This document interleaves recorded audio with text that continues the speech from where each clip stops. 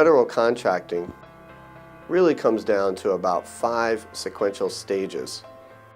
And it's really important for contractors to get all 5 of those stages right.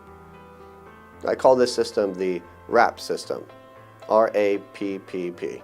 The R stands for registration. The company has to be registered properly or they won't be eligible. Simple enough. After a company's registered and registered properly, we can then begin to implement programs which help make them aware of opportunities, and that's the A. Aware of opportunities to contract with various agencies, aware of the contracting officers that they should be speaking to, aware of their competitors. After they're made aware of contracts, then they can begin to propose on them, and that's the P, or to prospect with those potential buyers or agencies. As they're proposing, we have a training division and myself personally and others that can help them properly bid on that contract.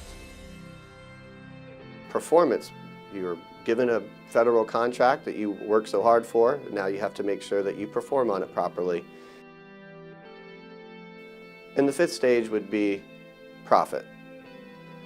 When you're awarded a federal contract, it's important for all of your potential customers in the federal sector to know that you were awarded a contract. It eliminates a lot of perceived risk that they have in working with small businesses.